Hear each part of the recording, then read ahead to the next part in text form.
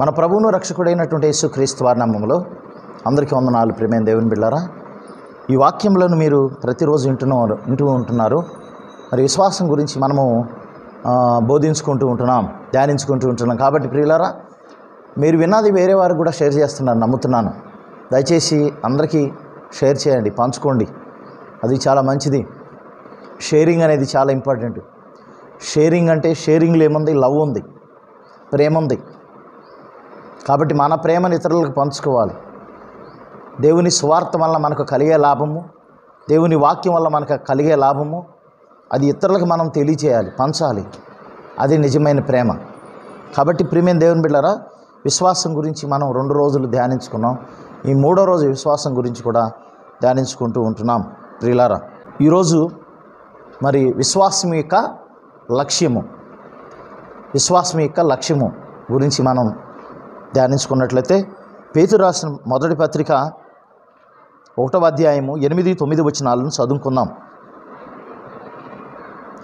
మీరు ఆయనను చూడకపోయినను ఆయనను ప్రేమించుచున్నారు. ఇప్పుడు ఆయనను కన్నులారా చూడకయే విశ్వసించుచు మీ విశ్వాసమునకు ఫలమును అనగా ఆత్మరక్షణను పొందుచు చెప్పనశక్యముగాను మహిమాయుక్తమైన సంతోషము గలవారై ఆనందించుతున్నారు. ప్రియమైన దేవుని బిడ్డలారా, మనం గమనించినట్టు ఇక్కడ మీరు ఆయనను చూడకపోయినను ఆయనను ప్రేమించుతున్నారు అన్నాడు. ప్రతి విశ్వాసికి అతని యొక్క లక్ష్యం ఏంటి? దేవుని రాజ్యానికి చేరుకోవాలి. దానికి ముందు రక్షణ పొందాలి విశ్వసించి. దాని తర్వాత విశ్వాస ఫలము మనం పొందుకోవాలి. ఈ క్రమంలో మన విశ్వాసంలో ఎదుగుతూ ఉంటున్నాం. ప్రియమైన దేవుని బిడ్డలారా, అయితే ఇది ఏ విధంగా జరుగుతుంది? మనం ఏదైనా ఒక లక్ష్యం ఉంచామంటే, ఉదాహరణ, ఒక కంపెనీ ప్రారంభించాం,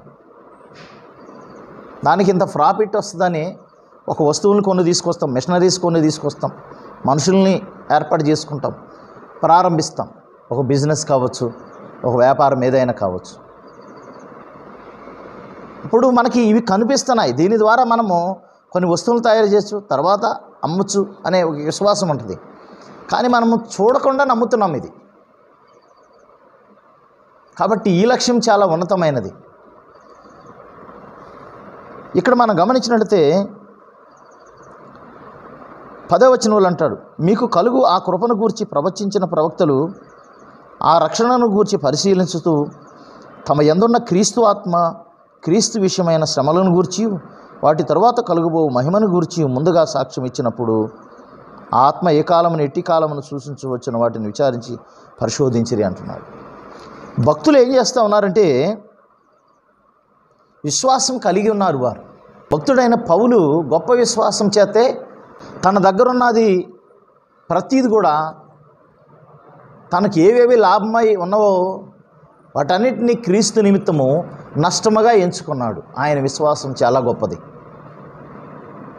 ప్రభువారు చెప్పినట్లు ఈ లోకానికి వచ్చినప్పుడు భూమి మీద మీ కొరకు ఈ ధనమును కూర్చుకోవద్దు ఇక్కడ అంటాడు.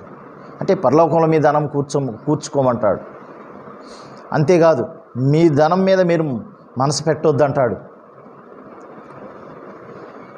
మనం చూడండి, ఇవన్నీ కూడా కలగబో ఆ మహిమలో, ఆ నిత్యానందంలో మనం కూడా ఉండబోతున్నాము అనే ఒక నిరీక్షణ.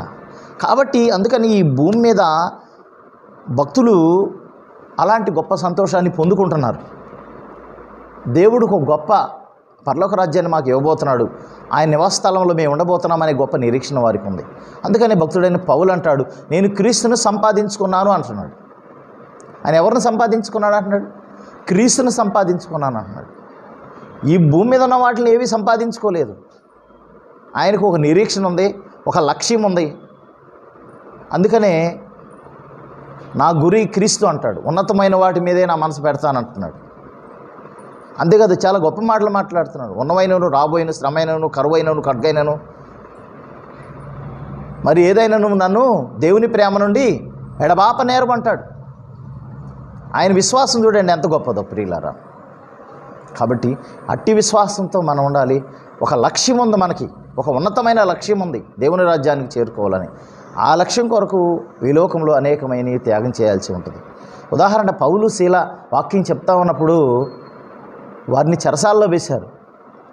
చెరసాల్లో కూడా వారు ఏం చేశారో తెలుసా? పాటలతో సంతోషంగా దేవుని స్తుతించారు. అంటే దేవుని కొరకు ఈ శ్రమలు మేము అనుభవిస్తున్నాము, ఈ కష్టాలు అనుభవిస్తున్నామని వారు సంతోషంగా ఉండగలిగారు. ఎందుకంటే ప్రియులారా, ఆ యొక్క మహిమాయుక్తమైనటువంటి మనము ఆ యొక్క సంతోషాన్ని, లేకపోతే అక్కడ దేవుని యొద్ద నుండి మేము పొందుకుంటామనేటువంటి విశ్వాసం వారిలో ఉంటుంది. అక్కడ అదే అంటున్నాడు, మహిమ చెప్పన శక్యమును మహిమాయుక్తమైన సంతోషం గలవారై ఆనందించుతున్నారు అని అంటున్నాడు. అంటే పరలోక రాజ్యంలో అట్టి గొప్ప సంతోషం మనకు కలుగుతుందని ఒక నిరీక్షణతో వారు బ్రతుకుతున్నారు. కాబట్టి ప్రియమైన దేవుని బిడ్డలారా, వారికి ఒక లక్ష్యం ఉంది, ఒక గురి ఉంది. మనకు కూడా ఒక లక్ష్యం ఉండాలి. వేటి పడితే వాటి ఎమ్మటి వెళ్ళిపోవటం కాదు.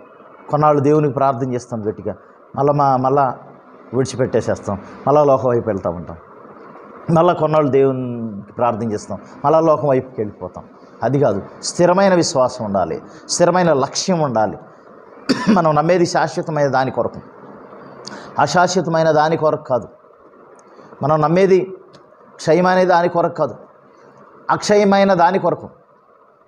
క్షయమైనది నశించిపోతుంది. ఈ లోకంలో విశ్వాసం ఉంచి ఆస్తులు అంతస్తులు అవి సంపాదించుకుంటాం, మంచిదే, కానీ ఇవి నశించిపోతాయి అంటున్నాడు.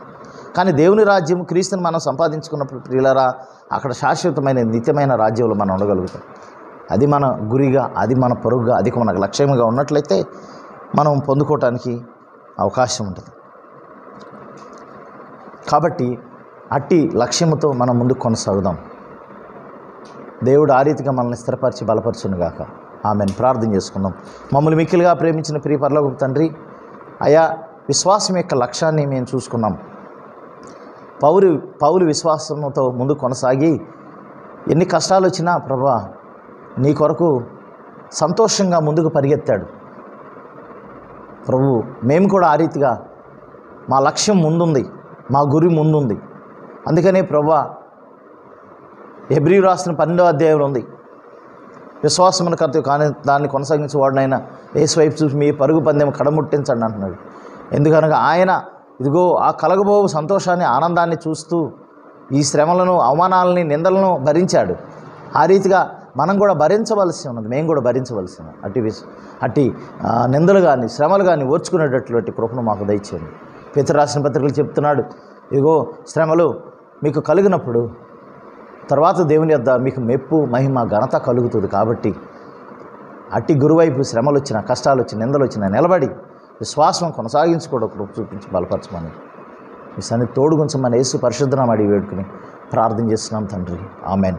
తండ్రి అయిన దేవుని ప్రేమ, ప్రభువైన యేసుక్రీస్తు వారి కృప, పరిశుద్ధాత్మని సహవాసం ఇక్కడ చేరి మనకున్న సకల పరిశుద్ధులకు ఎల్లప్పుడూ తోడే నడిపించునుగాక. ఆమెన్. అందరికీ వందనాలు ప్రియులారా. మరీ కొద్ది కాలాన్ని కలుసుకుందాం. అప్పుడు దేవుని కృప, దయ, కనికరం మీ మీద ఉంది. God bless you all.